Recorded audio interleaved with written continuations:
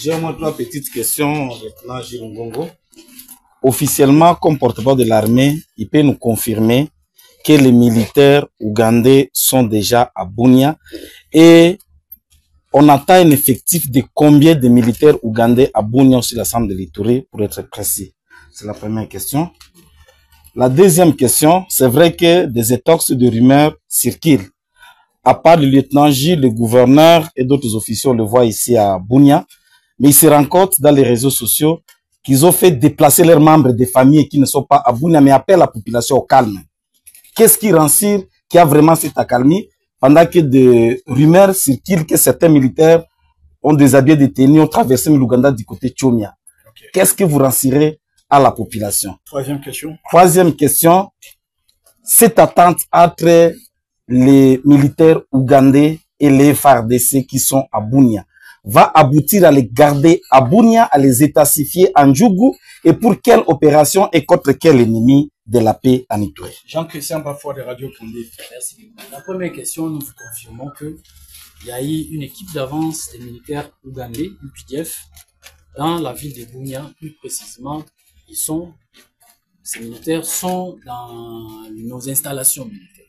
Je ne pouvais pas les dire. Ils sont pour des raisons de sécurité. Exactement. Ils sont dans des installations militaires des forces armées de la République démocratique du Congo. Et leur entrée a été accompagnée par nos hommes. C'est-à-dire, il y a eu le commandant 32e région militaire, le général Tambouka Yubin. Il y a eu également le commandant secteur opérationnel du Turi, le général-major Nyembo Abdallah et les conseillers du cabinet du gouverneur. Ils ont amené des Bogor jusqu'ici et jusque là où ils se sont installés.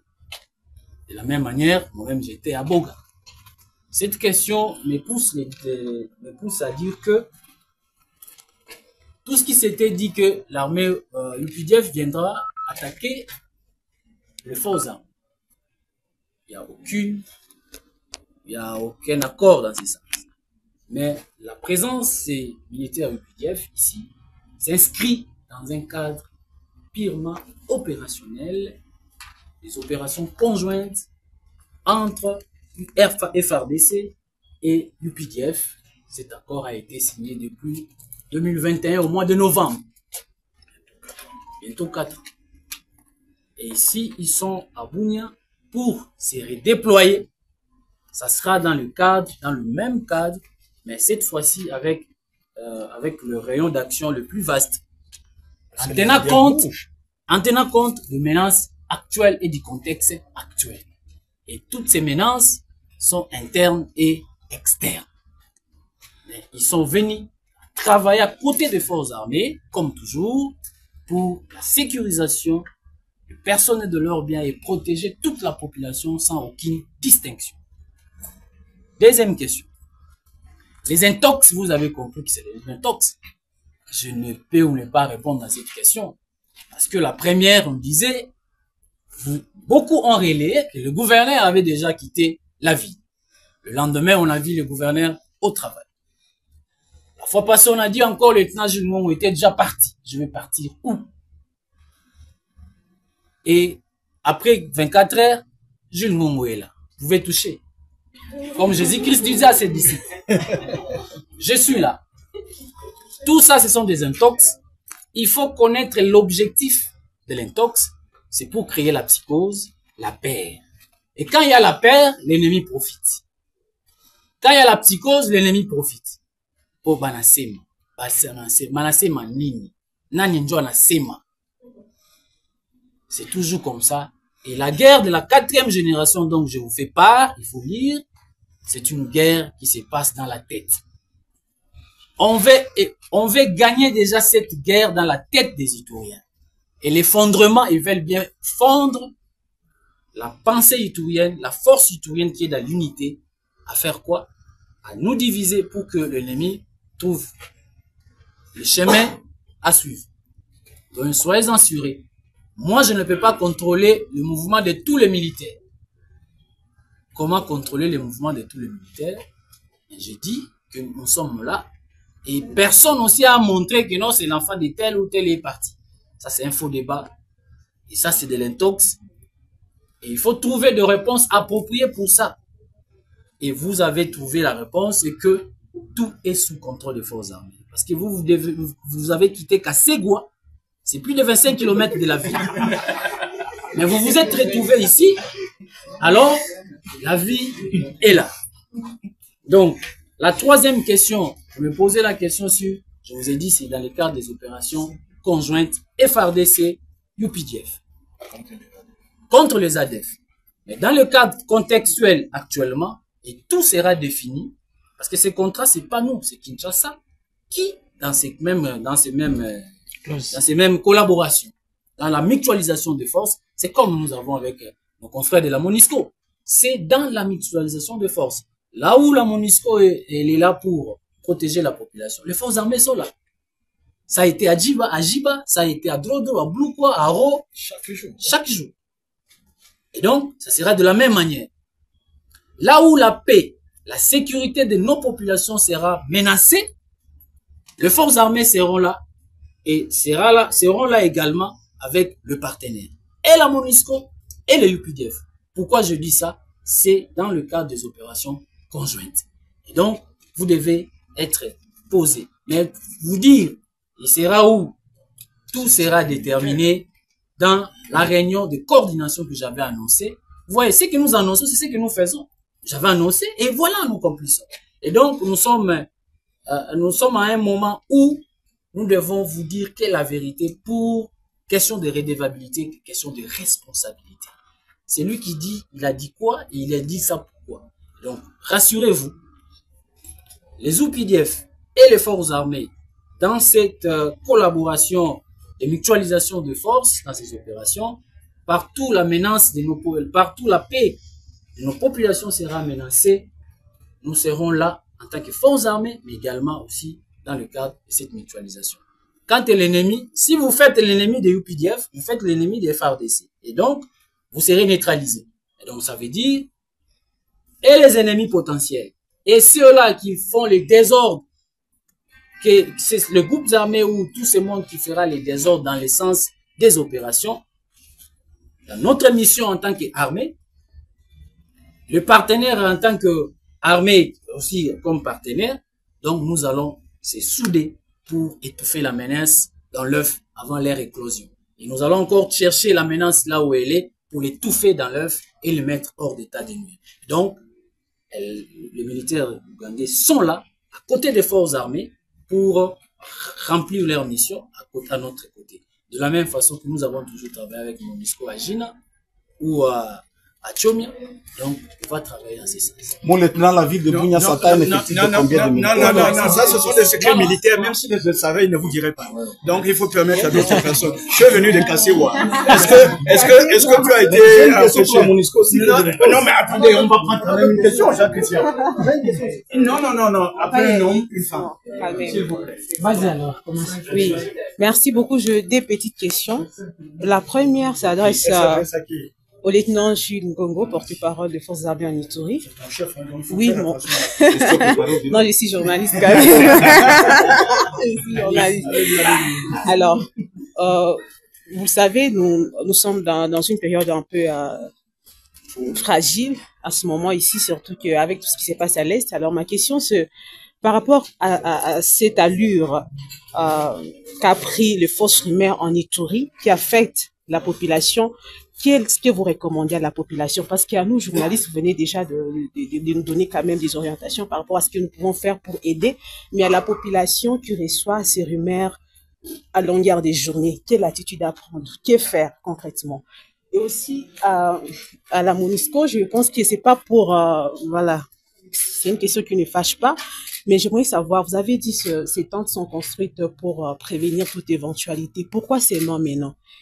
Pourquoi maintenant seulement en cette période où les gens commencent, il y a des doutes, il y a tout ça, tout ce qui s'est dit. Pourquoi vous préférez le faire maintenant ou ça n'a pas été fait avant ou comment? Je vais commencer. Ok, donc pour nous c'est très simple. Vous savez, les Nations Unies sont une organisation très bien structurée. Nous ne faisons rien au hasard. C'est une organisation qui vit d'anticipation et de planification. Lorsque vous êtes malade, Vous vous levez le matin avec un mal de tête. Ça peut être un torticolis, ça peut être des maux de tête. Certains ont le réflexe d'aller directement se faire consulter. D'autres vont continuer jusqu'à ce que la maladie s'aggrave. Et lorsqu'ils vont se faire consulter, il se fait peut-être déjà tard. Je crois qu'il y a certaines maladies, telles que les cancers, où on dit le plus tôt c'est détecté, plus on a de chances, n'est-ce pas, de la guérir. Il n'y a rien, c'est la vie d'une organisation. Pourquoi vous ne nous demandez pas pourquoi le travail commence chaque matin à 8h30? Ça, c'est la vie d'une organisation. Nous anticipons les événements, nous prévoyons. Il ne faut pas attendre que, si danger il y a, qu'il soit devant notre porte pour commencer à chercher, mon Dieu, où est-ce qu'on va mettre 300 dépendants qui sont arrivés? Ces gens sont sous la responsabilité des Nations Unies. Et on ne badine pas avec la sécurité aux Nations Unies. Le fait d'ériger des tentes ne signifie pas que nous avons des informations alarmantes qui feraient état de l'attaque de la ville de Bunia ou de je ne sais quoi. Non, c'est une mesure préventive. La même chose que nous avons faite, je l'ai dit tout à l'heure, à Béni. On a relocalisé une infime partie de notre personnel local non essentiel. C'est-à-dire que la MONUSCO peut dire, je n'ai pas besoin de vous en cette période pour continuer à fonctionner. On a deux catégories de personnel. Le personnel qu'on qualifie d'essentiel, celui dont la MONUSCO a besoin pour faire fonctionner sa machine, et le personnel non essentiel qui peut travailler de la maison. Vous comprenez? Et donc, on a préventivement relocalisé ces collègues locaux avec leurs dépendants. Ça ne veut pas dire que la MONUSCO, en le faisant, s'est retirée de Béni. Je l'ai dit tout à l'heure, le nouveau commandant de la force qui a été nommé par le secrétaire général il y a quelques jours, il est en train d'effectuer sa toute première visite de familiarisation dans la région de Béni. Comment peut-on vouloir fermer un bureau et envoyer quand même le commandant, son commandant de la force? Ça n'a pas de sens. Vous nous demandez, j'ai envie de dire, pourquoi vous vous lavez chaque matin quand vous vous réveillez, madame? Pourquoi vous brossez-vous les dents chaque matin? C'est pour prévenir une carie dentaire. C'est pour prévenir des maladies buccales. Je ne comprends pas pourquoi chaque fait et geste aujourd'hui de la MONUSCO ou de l'armée ou de je ne sais qui doit être interprété, mais malheureusement dans un sens négatif. Madame, la MONUSCO fait plus que 70 dans le cadre de la planification, en termes d'opération, que ce soit financière, militaire, ainsi de suite, ainsi de suite. Vous allez nous demander pourquoi on envoie des troupes à Djougou pour aller protéger les civils? C'est pour prévenir les attaques. Donc, la question, je comprends, vous relayez une certaine opinion qui pense que le fait d'installer 5 ou 6 tentes à l'intérieur de la MONUSCO, c'est pour accueillir. Ce n'est pas pour accueillir des combattants de je ne sais quel groupe armé, ni encore moins des FARDC. Nous n'avons pas ce mandat-là. C'est uniquement, comme nous vous l'avons dit, pour être prêt le cas échéant. Et nous espérons que nous n'allons même pas utiliser ces tentes-là. La prévention vaut mieux que la guérison. C'est ce que nous faisons. Jules. Voilà. Madame Sarah me pose la question, que doit faire la population pour combattre toutes ces rumeurs? La première des choses, je sais qu'à partir de votre téléphone, les gens vont me suivre. Suivez les radios. Suivez PIS FM. Suivez Nourou TV. Suivez Candip. Suivez la radio Candip. Suivez la radio RTM. Suivez la radio RCR. Suivez les rebâtisseurs. Suivez RTFI à la fin. Radio Okapi. Donc, suivez la radio Okapi. La RTNC. Suivez Bunia Actualité. Suivez le radio. Suivez la source officielle. Suivez les radios. C'est comme ça, là, je demande à la population, toute la population, pour mettre fin à toutes ces rumeurs qui vous amènent à faire de n'importe quoi, à se déplacer, même en interdisant vos enfants d'aller à l'école. Ne suivez pas là où on ment, suivez là où on dit la vérité. Et la vérité, c'est vous les journalistes qui détenez la vérité. Que je recommande qu'ils puissent suivre désormais le radio de la ville de Bunia, les chaînes de télé de la ville de Bunia pour avoir la vraie information, pour être informés. Et donc, je demande à la population tout entière et suivez que des radios et dévérifiez l'information avant de faire une action. Avant de prendre une action, vérifiez, demandez et on vous dira. Donc, cherchez la vérité. Et la vérité pour la chercher, c'est dans des médias locaux. J'ai cité la radio et le média qui sont responsables.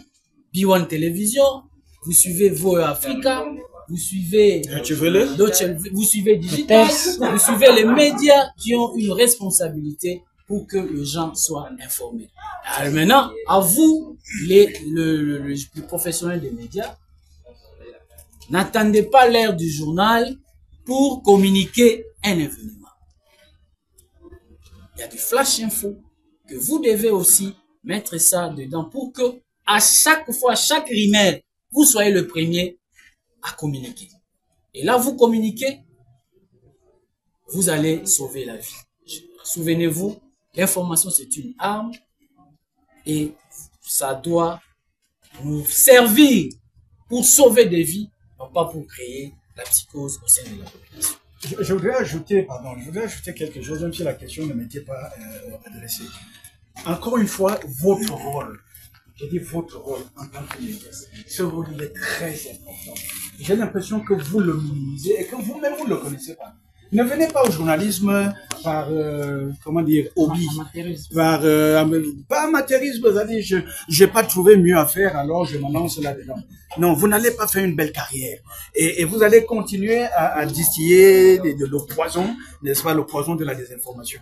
Le journalisme est une tâche noble. La question, qu'est-ce qu'on demande à la population? Mais moi, j'ai envie de la retourner. Vous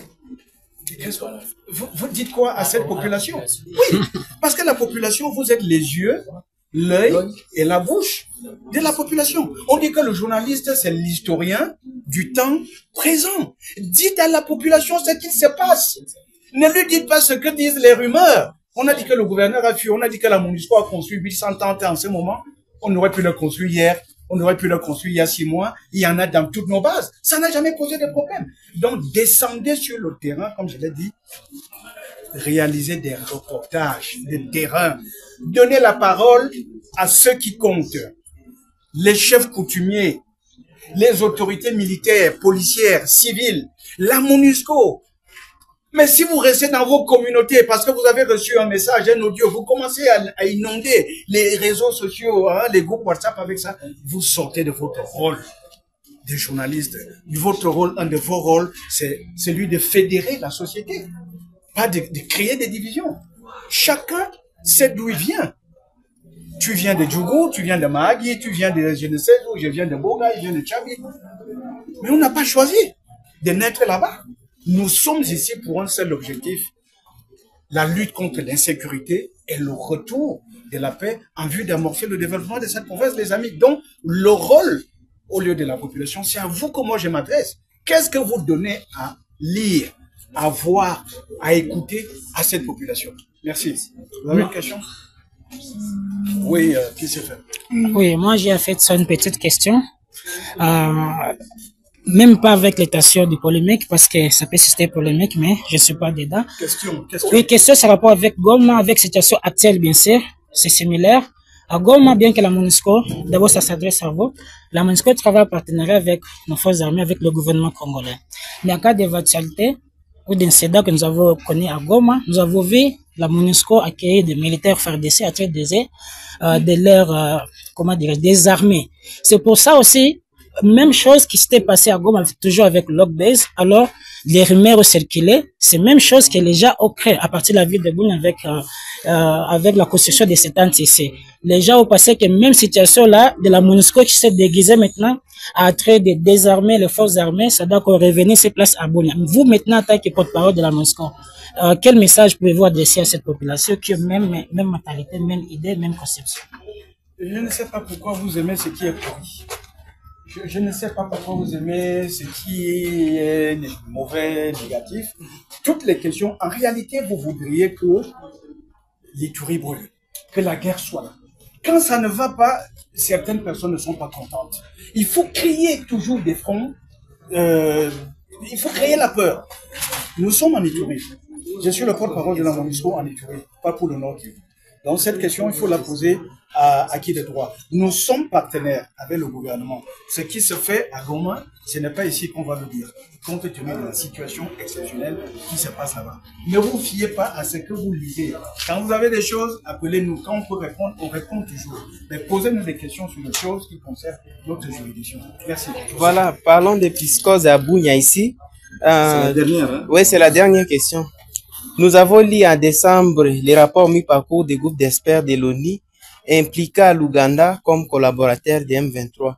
Et aujourd'hui, nous voyons l'armée ougandaise arriver à Bunia. Est-ce que ne pensez-vous pas que votre rapport avec le contexte de l'arrivée de l'armée ougandaise serait à la base de cette psychose? Quand les Ougandais sont arrivés à Bogachabi, vous vous êtes posé cette question?